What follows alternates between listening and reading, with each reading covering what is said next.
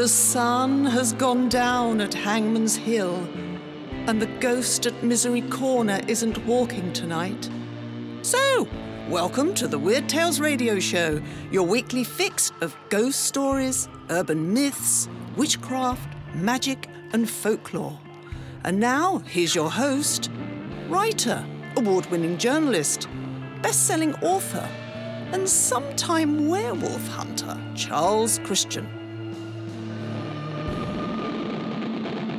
Hello and welcome to another episode of the Weird Tales Radio Show, the home of geek, folklore and paranormal entertainment, with me, Charles Christian, as once again we delve into the worlds of weirdness, urban myths, history, geek culture, ghosts, magic, witchcraft, the occult, and anything else I think will intrigue you. This week's show is most definitely not brought to you by my bank, HSBC, who've been driving me around the bend with their poor customer service over the last couple of months. In fact, we're going to be making a humorous YouTube video about how to place a curse on a bank. Who says I'm joking? However, on a happier note, I'd like to welcome Greg Baffitis to the fold, as he has just signed up as a top-tier patron on my new and revised Patreon page, which you can find at www.patreon.com/weirdtales. Now, on with the show.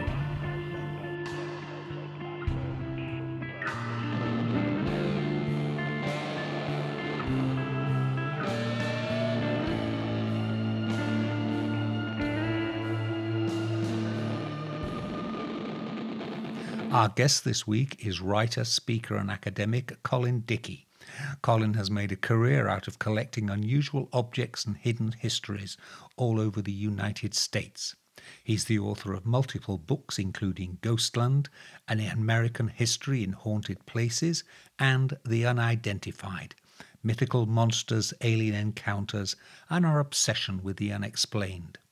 Colin is a regular contributor to the LA Review of Books and Lapham's Quarterly, and is the co-editor of the Morbid Anatomy Anthology. With a PhD in comparative literature from the University of Southern California, he is a professor at National University.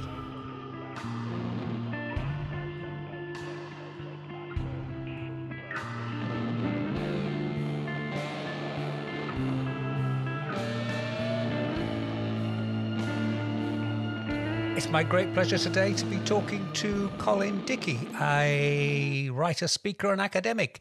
And we've got some fascinating topics on the agenda. Hello, Colin. Hey, thanks for having me on. Well, my pleasure. Now, it's a question I always ask at the very outset, but what got you interested in the unidentified, ghosts, the paranormal, to use it generally? What got you interested in the first place? Oh man, this is a sort of long journey I've been on for about, 12 or 13 years. I think the thing that started it for me was my very first book, which was with a small publisher called cranioclepty, which is this word I made up and I regret making that up. Basically, what happened is I discovered a series of incidents in the very late 18th and early 19th century in which several famous individuals had their skulls stolen, from Mozart, Beethoven, Franz Joseph Haydn, Francisco Goya, Sir Thomas Browne. And it led me down this quest of sort of trying to figure out, why there was this weird desire to steal heads from famous. And ultimately, the one of the main threads I came to was the quote unquote science of phrenology, right? This idea that the bumps on your skull are indicative of personality, and if you had the skull of a bona fide artistic or musical genius, you could maybe understand, where musical creativity came from or something like that, right? So, one of the conclusions that I came to when I was researching this book is, just because something is fringe or bizarre or maybe pseudoscientific, or at least unrecognized by the scientific establishment, doesn't have the potential to have enormous impacts on culture. And this idea that phrenology is an absolute bunk science that never never had any legitimacy whatsoever, nonetheless had these effects and sort of, changed, Western culture in the 19th century and even into the 20th century in really surprising ways,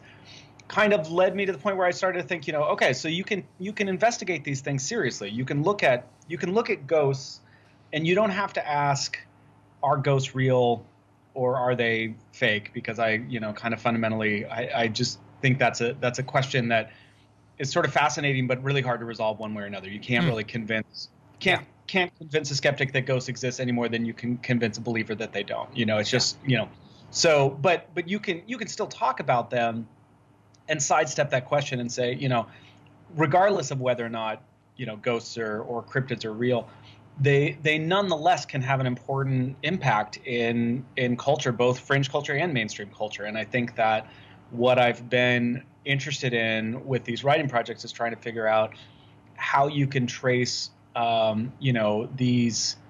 impacts of these kind of, fringe or pseudoscientific or paranormal or, whatever word you want to use, beliefs and ideas into mainstream culture and what that says about us. Gotcha. Yeah, I just add on the stealing the skulls. I'm in East Anglia, so Sir Thomas Browne is our local hero just up the road here in Norwich, the city of Norwich. And yes, that's quite a saga, and his head going missing, and it was eventually reunited with his body. But it's one of those things that just seems so bizarre to us these days. Yeah, I had known about Browne's sort of head saga through the writing of the German novelist W.G. Sebald, and yes. And I always thought it was as I say, an absolute saga, but also a bizarre one-off. And when I read about Francisco Goya's head being stolen, my immediate thought was, wait, this happened more than once, Yeah. So right, that's kind of what led me down that rabbit hole. Let's talk about your latest book, your 2020 book, The Unidentified: Mythical Monsters, Alien Encounters, and Our Obsession with the Unexplained. And I think obviously your fascination is with what is our obsession with the unexplained. Is there, you think, an element of wishful thinking by us that, the unexplained includes that there might actually be an afterlife for us, and all these mysteries add to the credibility, if you like, that it's not just us here for our 70, 80 years, and then that's it. It's over. That there is a whole mysterious universe out there. Right. I think that's a good way to put it. One of the things that I hit upon in this book is this idea that in kind of Western industrial countries in particular, by the 19th century, reality had become disenchanted, to quote a phrase, and this idea that like we had moved away from a world where the unexplained went hand in hand with the explained, that we could sort of live comfortably with sprites and fairies or angels and demons or whatever, that we had disenchanted the world and everything had to have an explanation. And I think that was a pretty useful evolution in a lot of ways. I mean, it sort of like, disabused us of some, negative superstitions and, sort of allowed for scientific advancements in unexpected ways. So, I think that is mostly a positive development, but I also think that it came at some cost. And yeah, kind of as you say, there was a longing almost immediately for a world that still remained kind of luminous and outside of the reality, the kind of established, disenchanted reality that we had been handed. And I think that, one of the things I was really surprised in researching this book is, cryptids, which is the kind of broad category of Bigfoot and Loch Ness Monster and, Chupacabra and et cetera, doesn't really exist as a category before the late 19th and into the 20th century. And it's not that there weren't monsters, there've always been monsters, we've always had stories of, crazy, strange, unexplained, animals and sea monsters and stuff like that. But what happens with the rise of, Linnaean taxonomy, this idea that like you can basically put any creature in a matrix and you can, genus, order, phylum, family, species, et cetera, all the way down. You can classify and taxonomize everything. Suddenly, the sea monster is no longer a kraken; it's now a colossal squid, and so suddenly, everything now has a name. And so cryptids come about as a concept only in the wake of that, and that's what sort of differentiates them from monsters, right? Monsters are often, particularly in a kind of medieval Europe sense, they are kind of proof and manifestation of the kind of wonder and incomprehensibility of God, right? This, right down to the very name. The word monster etymologically, is similar to demonstrate. That what the monster did was demonstrate, God's infinite complexity and grace and what have you. And so, once the monsters have been reduced down now to just, new and exciting, species, an oarfish instead of a serpent, that kind of thing. Yeah. There becomes an immediate longing for something that can exist beyond, taxonomy and can exist beyond human kind of rational attempts to understand the natural world. Yeah, and presumably this is why we still are fascinated with cryptids, even though strange new species of creatures are still being discovered all the time. I mean, the explorations of the very deep sea volcanic vents and things of that are discovering all manner of weird creatures, but that's not enough. We still want our Loch Ness monster to be a plesiosaur of some sort. We still want more, don't we? Right, exactly. Yeah, and it's always fascinating to me. I mean, yeah, like as you mentioned, I mean, the things that we are discovering, down at the bottom of the ocean continue to be so wondrous and strange and bizarre and beyond anything that humans can understand. I have a real love for the Vampiroteuthis infernalis, the vampire squid from hell, which remains just a fascinatingly strange but very real animal that exists 4,000 meters below the surface. So yeah, we're finding all these things, and yet one of the things that's interesting about cryptids. One of the great sort of pioneering cryptozoologists, Bernard Evremond, I don't know if I'm saying that right. I think he's French, but when he sort of proposed a definition of what a cryptid was, one of the things was it had to have some feature that was somehow, I think in his words, miraculous. Something that went beyond just a new species. It had to be something kind of outside the realm of the natural world in some way. And so, the kind of Bigfoot as missing link, or, Loch Ness monster as an extinct dinosaur, or, the chupacabra, some sort of like semi-sentient figure, perhaps. I mean, there's always, what makes a cryptid in some sense is the fact that it is something singular and unique, and that thus kind of explains its kind of reluctance to be just kind of, woven into the kind of, family tree of scientific taxonomy. Looking at your book, now you cover cryptids, you cover UFOs, and you cover lost continents such as Atlantis and Lemuria. What's the connection between them? Other than obviously cryptids fly flying saucers from Atlantis and things like that, but I mean...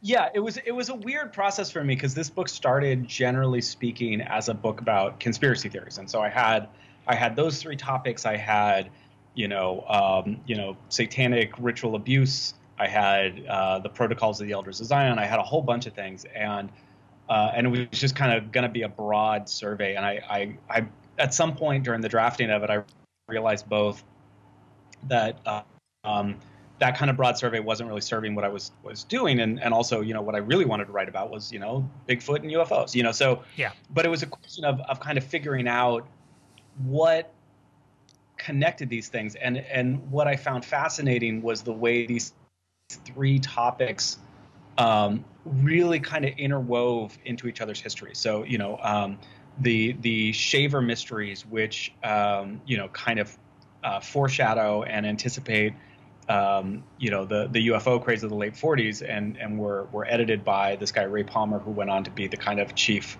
proponent of the flying saucer craze.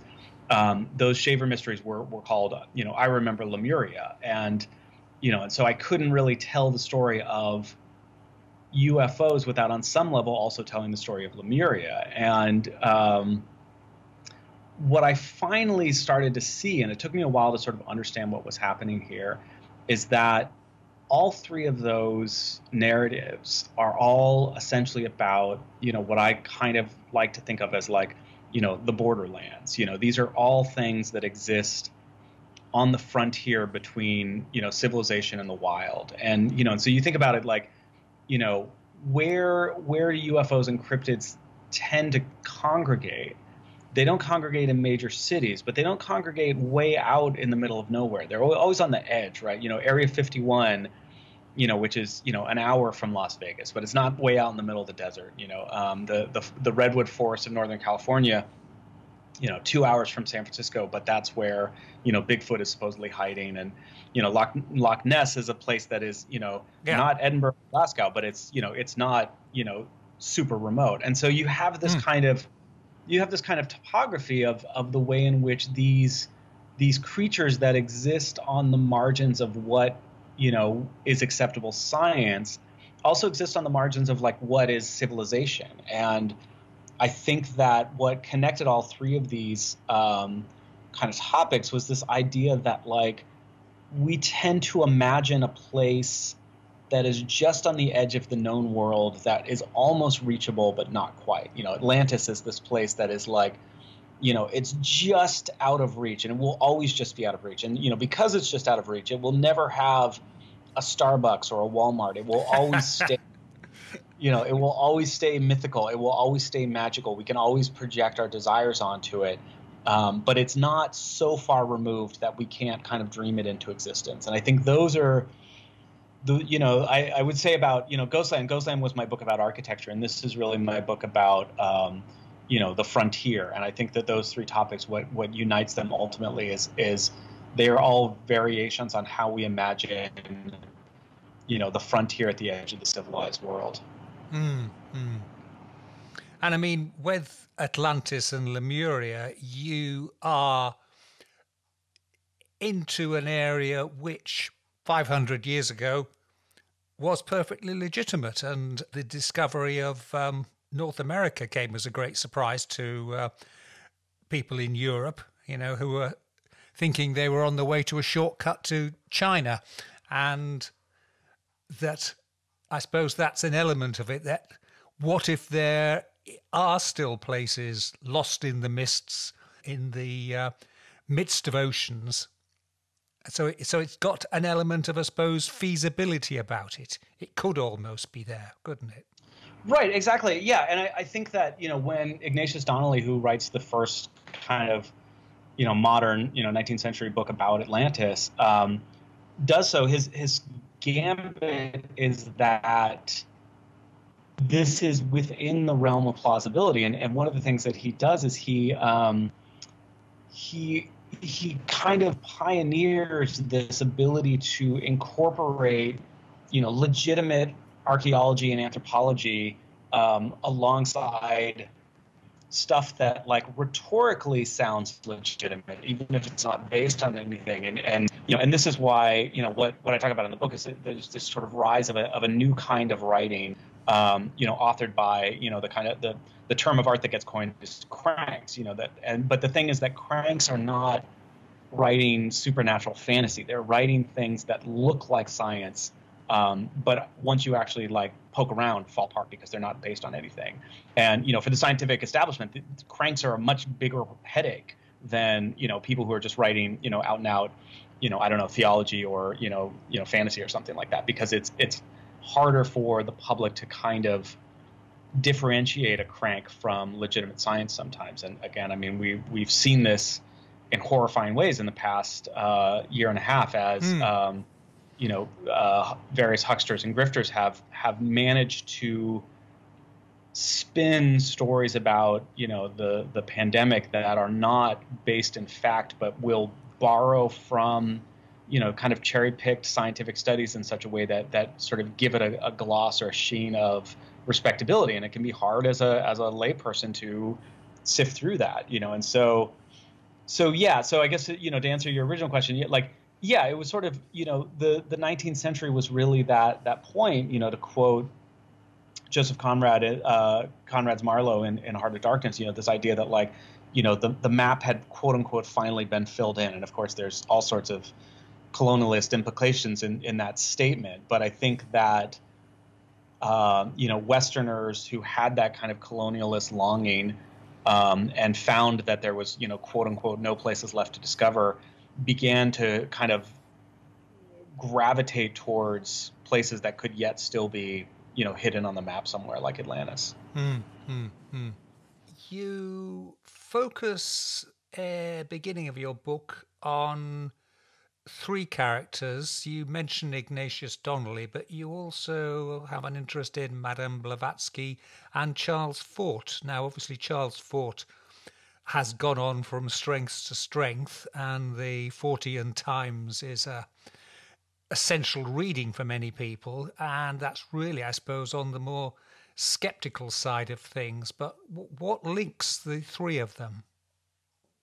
Right. I mean, you're right. Yeah. Like in the book, I kind of established the three of them as kind of these almost kind of archetypes. Yeah. Like, Donnelly is the crank who sort of is, kind of has a pseudoscientific gloss or sheen that he uses to kind of, play to people's excitement and, sense of wonder and longing and that kind of stuff. Blavatsky, who sort of rose up from, spiritualism, is a much more out and out kind of, mystic and sort of, again, takes vaguely scientific concepts like Lemuria, which was sort of proposed as a kind of, legitimate geological idea before subsequently being abandoned, because it didn't pan out. But she sort of resurrects it as this, mystical, pseudoscientific kind of, realm in which, early humans descend from, or something like that. And so, so sort of, like Donnelly is offering a narrative that I think really appeals to people, but unlike Donnelly is less and less interested in it as a passing it off as scientific. Fort is so fascinating because he starts out as a crank. He writes these two books, which he himself describes as crank books, that he can't get published. The manuscripts have been lost, so we really don't know much about them except, a couple of stray lines in letters where he describes them. But what he does instead is he writes these books, including, his most famous 1919's The Book of the Damned, where he basically goes in the opposite direction as a crank, because one of the things that a crank is doing is putting together some kind of theory, right? Some explanation for why things are the way they are. Yeah. Ford doesn't do any of that in The Book of the Damned. He just says, look, here's some stuff, and it's weird, and it doesn't seem like there's an easy scientific explanation for it, but also we have, pretty well documented reports that it happened.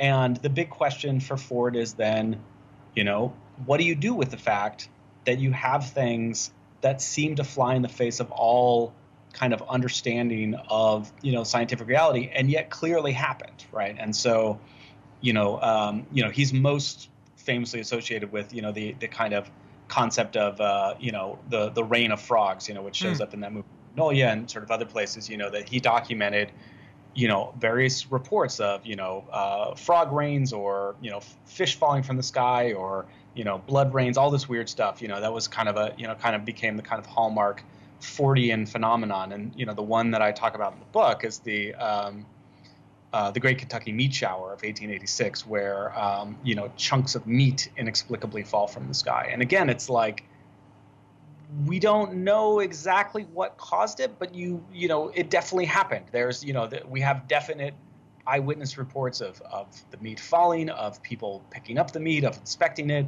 people, really disgustingly trying to eat it. And so one way or another, you have to sort of come up with some explanation for, the Great Kentucky Meat Shower. And I find that fascinating. So, yeah.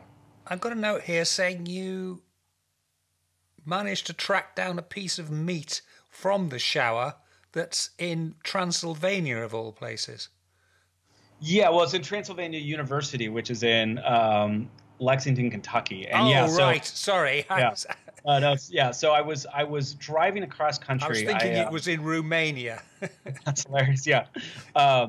So I was driving cross country, and my purpose was I had to move a car from California to New York. But in the process, I thought, well, I'll do some research and kind of, hit some of the stops. So I had this sort of crazy itinerary where I was going from Area 51, to Socorro, New Mexico, and then up to Zion, Illinois, which was a flat Earth community, although the flat Earth stuff got cut from the book. And then, I was driving through. I was in Indiana, and I was leaving Indiana, heading south to Kentucky, and just on an errant Google search, I found that there might actually be some leftover remnant of the Great Kentucky Meat Shower at Transylvania University. So, it's feverishly called, everybody, every sort of listed phone number in Transylvania University left a series of, like, increasingly panicked voicemails, just like, please, can you tell me who has the sky meat? Sure, that went over really well. And so, but nobody called me back. I remember driving through the city of Lexington, just filled with just such anguish, just thinking, somewhere within 20 miles of me right now, there is some Kentucky sky meat, and I can't lay my hands on it. But so I got back to New York, and it was like 4 or 5 months later, I get this call out of the blue by this guy Kurt Godey, who's an art professor there, and the I guess you could say the steward of the Kentucky Sky Meat, and he's apologized for missing me earlier, and and I was like, well, I'm on my way back over, so managed to go out and track it down. It was fascinatingly strange. Yeah. What did it look like then? Did you actually see it? Yeah, I did. It so it's in this little bottle. So the backstory is that Transylvania University turns out to be one of the, I think it's maybe the 7th oldest university in the United States. It's a very old university, and it's seen a lot.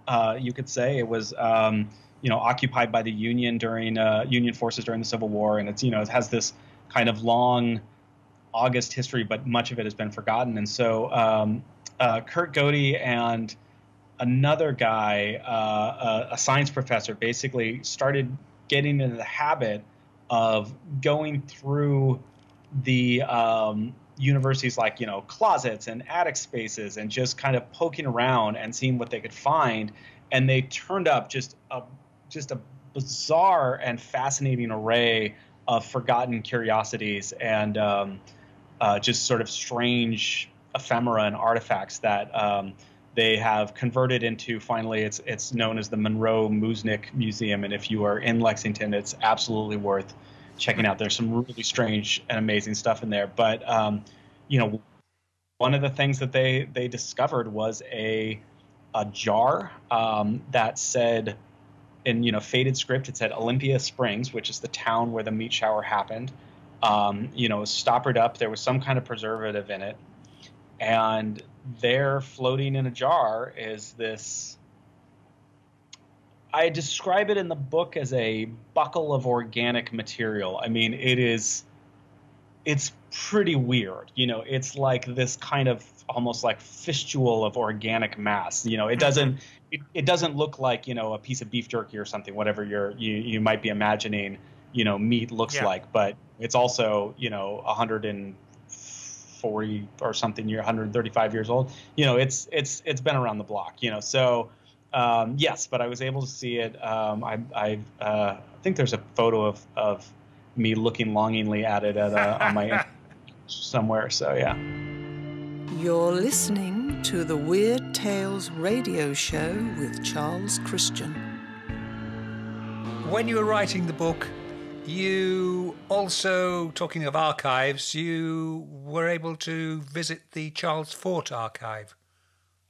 Yeah, which is, again, fascinating because, Charles Fort, he did most of his time, basically how he worked is he lived near the New York Public Library, and he would just spend his mornings going down to the New York Public Library and, digging up, science journals and newspapers from around the world.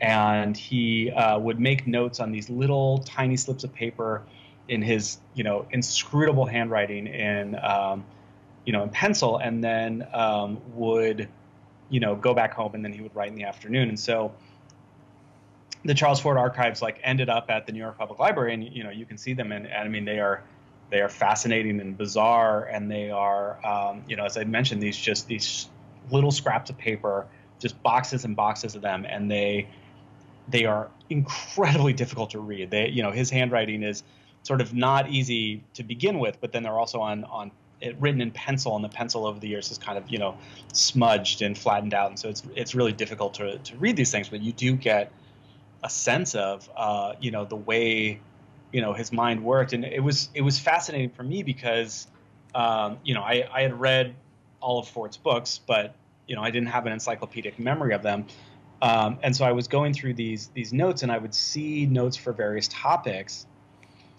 I obviously was not able to go through the entire archive, which would have taken me, but I would see notes for the various topics, and and then when I went back to look at his books to see how did these notes end up, in the published book, and it turned out that a number of things that I had, clocked in my research never made it into books. So I don't know if they were things maybe for a future project, or maybe things he decided at some point, just didn't fit with what he was doing. But again, it was kind of fascinating to see, the extras or the, deleted scenes or, whatever from an already really expansive and bizarre archive. One of the stories in your book is about the Gloucester sea serpent, which I have to say I'm not familiar with, but it was witnessed by a very large number of people, which is more than most cryptids are. What was the source of its failure? Why aren't we talking about that in the same excitement that we talk about Nessie and Bigfoot? Yeah, this is a thing I've found really fascinating. The Gloucester sea serpent, which appeared off the shores of Cape Ann, Massachusetts in the summer of 1816, which was described by various witnesses as 50 to 100 feet long, its body as thick as a barrel in diameter. And this was a thing, when you think of, Bigfoot or Loch Ness sightings, usually it is one person, maybe a couple people, they see something fleetingly, if they get a photo of it, the photo is blurry, or the video is shaky or something like that.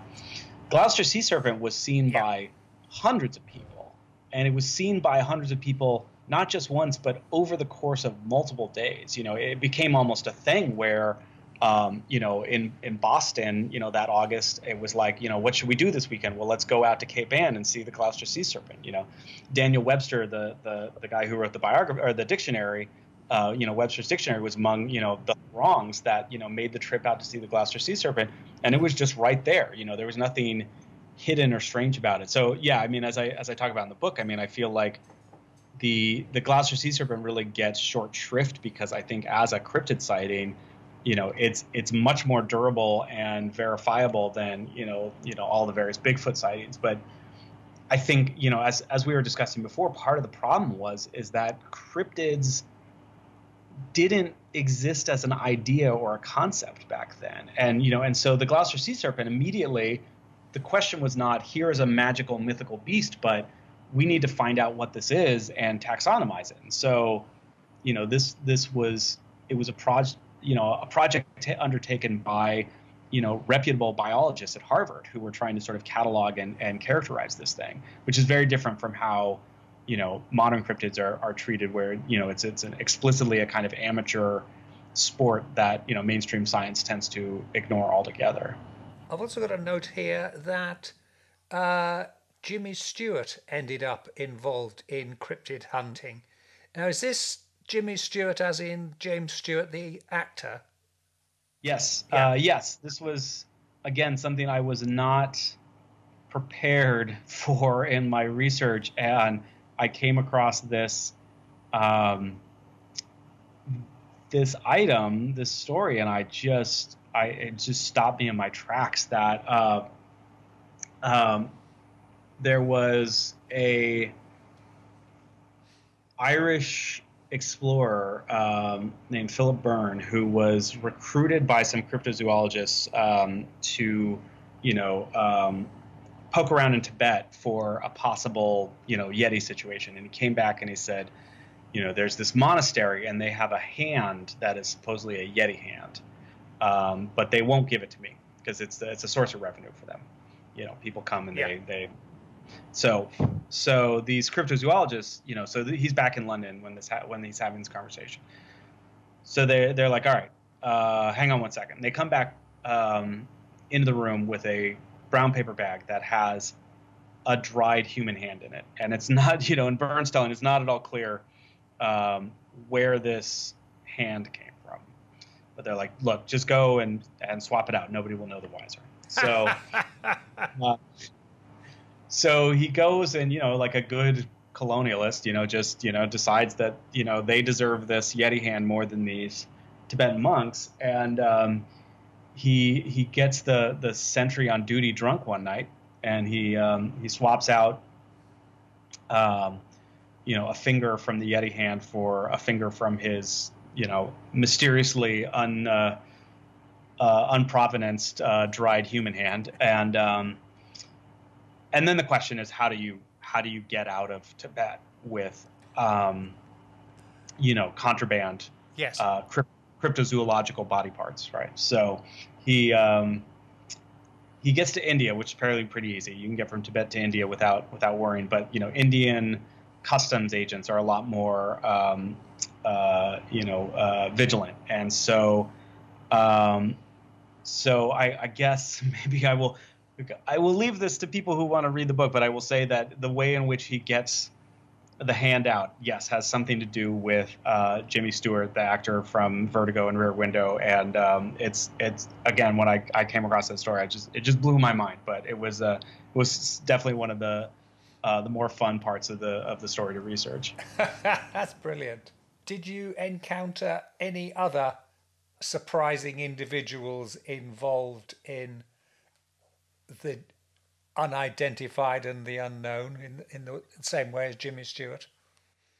Yeah, what was interesting, when I was doing the research for UFO contactees, right, which is sort of the era of the 1950s when UFO extraterrestrials came from Venus and Mars. They looked like humans. They had usually long blonde hair and blue eyes, and they wore silver jumpsuits, and they would show up about how we needed to end nuclear war, that kind of stuff, right? So, there's this whole tradition of UFO contactees, which is different from UFO abductees, which are, taken aboard a ship by, little creatures with triangle heads who, anal probe and all that stuff. But what is interesting is that overwhelmingly in nearly all of the sort of histories of UFO contactees and encyclopedias and sort of just breakdowns of all the various encounters, nearly all of them would only talk about white people who are UFO contactees, and again, that sort of comports with the idea that the Venusians they often saw were blonde and blue-eyed, and they looked sort of like almost sort of like Aryan, Nazi specimens kind of thing, and so, but they were not the only ones, and so, I talk about this guy who was a Native American who had a contactee story, and the Venusian that he met, had jet black hair and a turquoise, belt, so again, like this idea that like extraterrestrials will mimic our own kind of cultural predispositions, that we will see our own culture sort of reflected in these contactees. But and so there's that guy, and then there the two probably most famous contactees who never really get described in the same breath, and I thought this was fascinating, were the jazz musician Sun Ra, who talked a lot about flying out to Venus and meeting with extraterrestrials, and the Nation of Islam leader Louis Farrakhan, who repeatedly talked about being taken aboard the mothership and that kind of thing. And I think there's something fascinating to me about the disinterest in Black contactee stories, particularly in America, that I think that Farrakhan is a complicated and often pretty problematic figure, but he meets the criteria for being discussed in that same litany, and it seems very pointedly strange that he's so often excluded from it. Got a couple of other names here. Gloria Lee. Not a name that I'm familiar with. Yeah, Gloria Lee is another fascinating contactee. She was a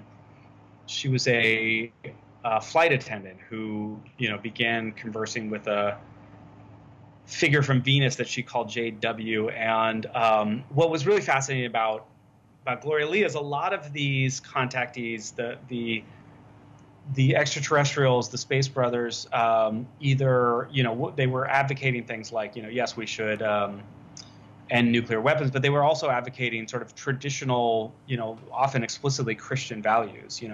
Gloria Lee's JW instead advocated a kind of free love, which was pretty early for, I think she was writing in 1963. So, sort of pre the late 60s. And so, so she became quite popular, but she was instructed by JW to go to Washington, D.C. and deliver plans for a spaceship to Congress. And when Congress refused to grant her an audience, JW told her to go on a hunger strike. And, and it's sort of somewhat of a sad and tragic story that basically 2 months later, Lee's husband, who's back in LA, gets a phone call from the hotel where she's staying and says, your wife seems really sick. You need to come and get her, because she hadn't eaten in 2 months, and she, before he could even get there, she collapsed and died of malnutrition on the way to the hospital. For basically taking this hunger strike too far. But her publishing company didn't let that slow them down and continued to issue books in her name that were supposedly channeled by her from beyond the grave. So they, Looking on your website where you've got a map of places where strange things have been reported and seen in North America and around the world, mountains crop up quite a lot. Is it Mount Shasta in California? Shasta, yeah. Shasta. What's the story there? I mean, I seem to recall that Leonard Cohen used to spend a lot of time in a Zen monastery in retreat at the top of Mount Shasta. Is that true? I didn't know that. That's fascinating. I think, unfortunately, while he was up there, that was when his manager ripped off all his money, which is why later in life he had to return to touring. But it is a.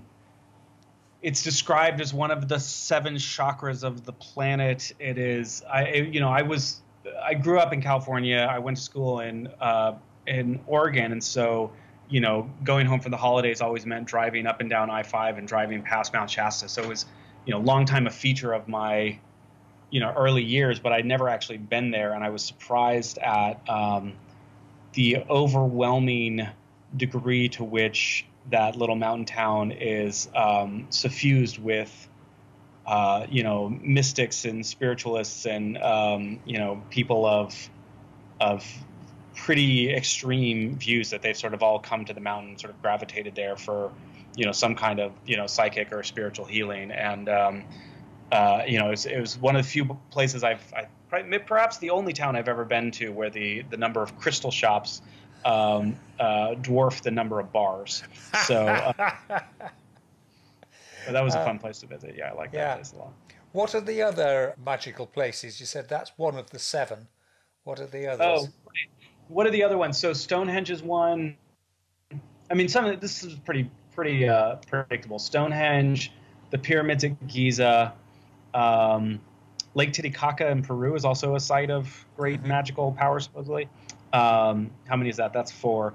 Um, I think. And I'm sorry that I'm spacing on the name, but the rock in the center of Australia. Yes, used to be called Ayers Rock, I think it was. Right. Whatever its actual name is. Yeah, that's. Um, and then and there's one more, maybe in Tibet, but then there's the seventh one, and I feel like this is a cop out. The seventh one is supposedly just moving. It's just sort of rotating, around the world somehow, and sort of is in different places at different times. Seems suspect to me. I feel like you could have come up with a seventh cool place and just gone with that, but what do I know? Another thing, the interest in cryptids really took off in the 50s and 60s, and to some extent the 40s and 50s were when the UFOs first took off in terms of public awareness and grabbing newspaper headlines. Is there a connection in there? Is it to do with the fact we'd just got over a war and people were looking for something different, or we were heading into the 60s hippie era and age of Aquarius and all that? Is there a connection with these? How come no one was that bothered about them in the 1920s, if you like?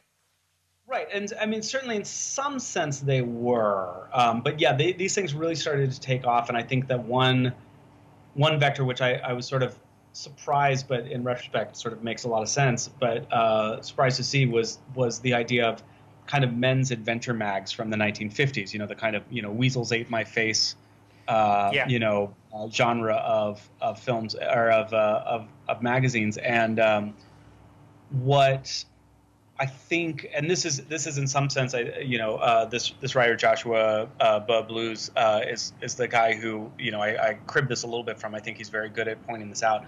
You had a real post-war crisis of masculinity where you had primarily men returning from war where they were quote unquote heroes and now being sort of asked to sit behind desks and do comparatively kind of mundane labor, and thus suddenly these kind of narratives about kind of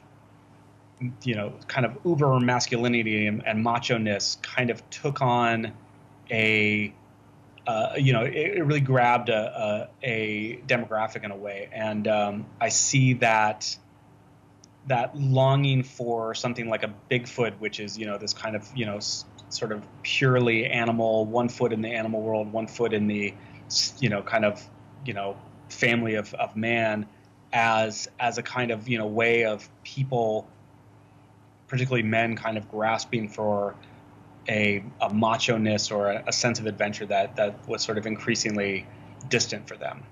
Right. And presumably also there was an element of the media. I mean, that's when television first starts to come into, and there's a big surge in popular magazines and the like, isn't there?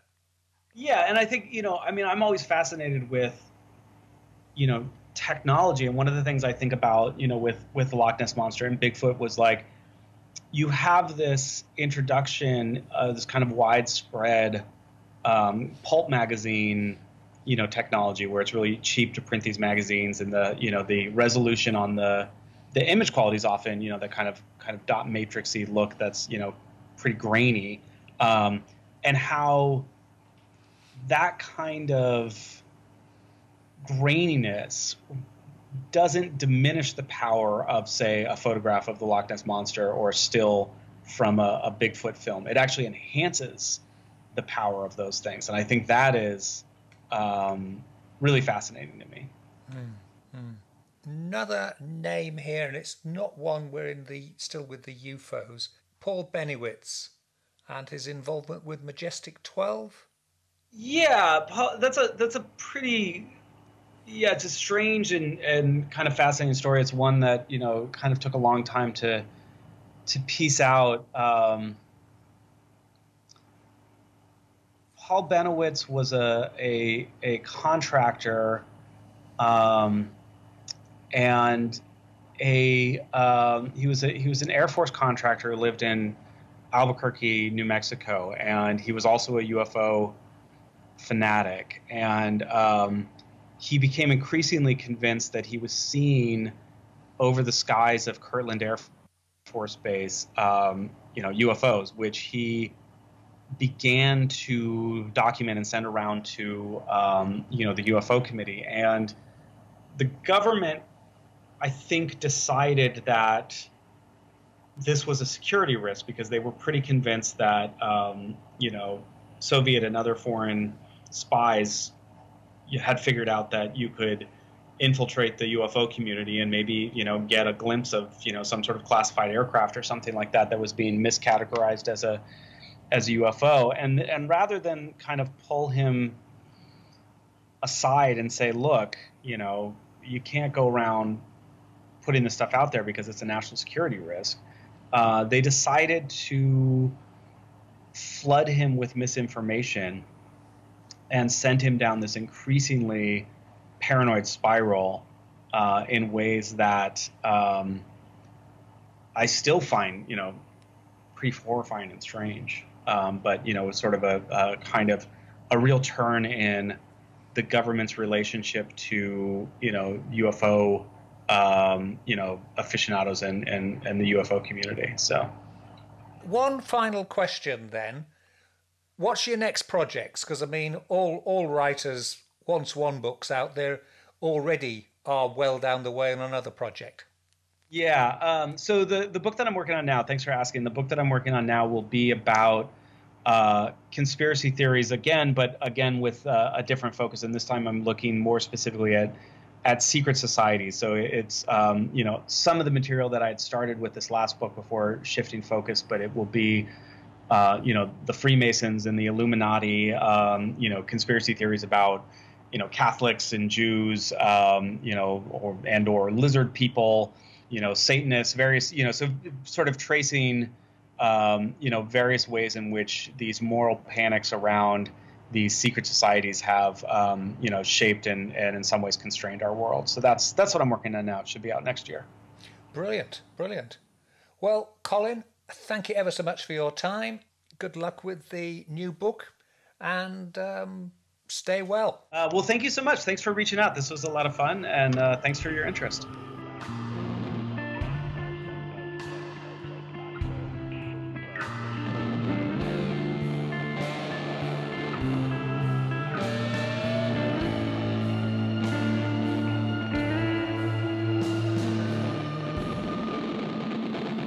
Once again, a big thank you to this week's guest, Colin Dickey. His website is www.colindickey.com, and you can find all his books on Amazon. As ever, there are live links to Colin's website and social media on the urbanfantasies.com website, in the podcast metadata, and on our YouTube channel at youtube.com/c/weirdtalesshow. And that's almost it. But before we go, what about Colin Dickey's tale of the movie star Jimmy Stewart and the abominable snowman, or Yeti? Apparently, this is what happened. In 1957, a Himalayan guide called Peter Byrne completed the switcheroo, swapping a human finger he just happened to have with him. Well, doesn't everyone travel with a few spare body parts? For the supposed Yeti finger. Byrne says he also made a donation to the monks at the monastery for the equivalent of around $200 at today's values. I think donation possibly is a euphemism for bribe. Anyway, Byrne smuggled the finger across the Nepalese border into India, where he then made a rendezvous in Calcutta with American movie star Jimmy Stewart and his wife Gloria. The famous couple agreed to smuggle the finger into the United Kingdom for research by the primatologist Osman Hill at the Zoological Society of London, which they did by hiding the finger within Gloria Stewart's undergarments in her luggage. Oh, those crazy Hollywood A-listers. Apparently 3 days later, the hotel's concierge called from reception to say there was a British customs officer in the hotel lobby asking to see them, and could he send them up? They said yes, of course, and a few minutes later a young British customs official appeared at the door of their suite, carrying Gloria's lingerie case in his hand. They gave the man a cup of tea, had a pleasant chat, signed the receipt for the case, which, Gloria noticed, was locked and had not been opened. Ushering the young man out of the door, she pointed this out to him and asked why it hadn't been opened and examined by customs, and he said, "Oh, madam, certainly not.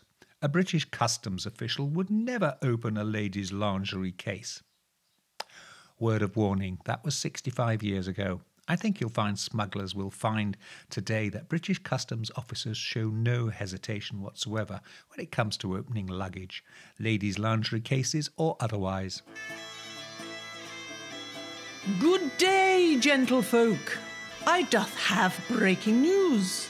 Your Weird Tales host, Charles Christian, has written a new book called Saints and Sinners in Dark Age England. 5 shocking true tales that are stranger than fiction. There's murder, mayhem, treason, incest, adultery, and worse. Read about the real antics of 9 saints. Yes, saints. 8 kings and 5 queens of England, plus the wickedest of all stepmothers. And be amazed, or horrified, or appalled, or all 3. If you love weird history, and methinks you do, hop over to Amazon for your copy of Charles Christian's Saints and Sinners in Dark Age England. Grab yours now. Now it just remains for me to say this is Charles Christian saying thank you so much for listening in. Please join me again next week for more strange tales for strange times. Until then, stay well, stay weird. Goodbye.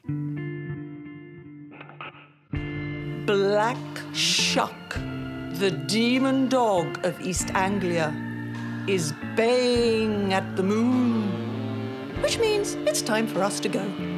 You've been listening to the Weird Tales radio show with Charles Christian, your weekly fix of ghost stories, urban myths, witchcraft, folklore, and the paranormal. You can keep in touch with us online at www.urbanfantasist.com, by email to urbanfantasist@icloud.com, and on Twitter @urbanfantasist. Join us again next week for another edition of the Weird Tales radio show. Goodbye.